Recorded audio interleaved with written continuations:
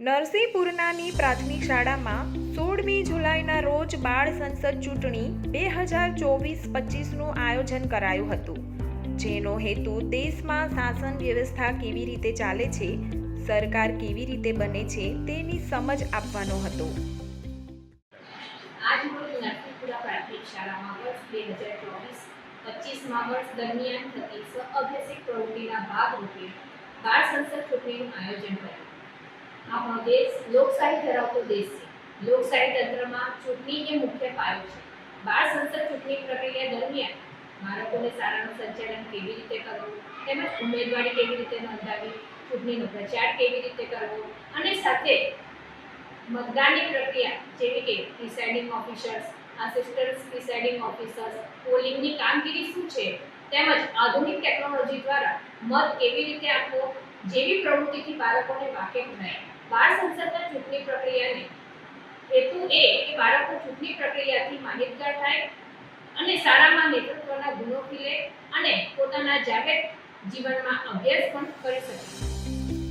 બાળ સંસદ ચૂંટણીમાં ધોરણ 4 થી 8ના વિદ્યાર્થીઓએ presiding officer, assistant presiding officer, police officer, zonal officer, assistant zonal પટ્ટાવાળા તથા પોલીસ સ્ટાફ જેવી વિવિધ ભૂમિકાઓ ભજવી હતી. વિદ્યાર્થીઓએ બેલેટ પેપર અને ઇલેક્ટ્રિક ઈવીએમ મશીન એપ્લિકેશન દ્વારા વોટિંગ પ્રક્રિયા પૂર્ણ કરી છે. આ કાર્યક્રમનું સંચાલન કરવા બદલ આચાર્ય તરીકે સમગ્ર કાર્યક્રમનું સંચાલન કરનાર શાળાના સામાજિક વિજ્ઞાન વિષયના શિક્ષિકા બહેનશ્રી પ્રજાપતિ તેજલબેન તથા તમામ સ્ટાફ મિત્રોનો ખૂબ ખૂબ આભાર. હું નીલમબેન મોદી, આચાર્ય શ્રી નરસિંહપુરા પ્રાથમિક શાળા.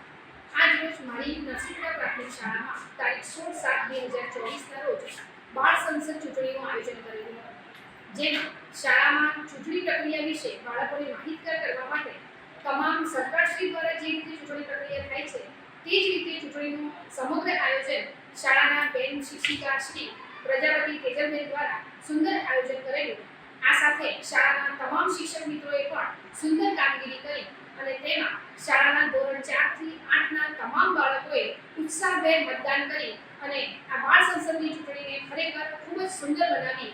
તે બદલ શાળાના આચાર્ય તરીકે આપ સર્વેનો હૃદયથી ખૂબ ખૂબ આભાર માનું છું. અસ્તુ.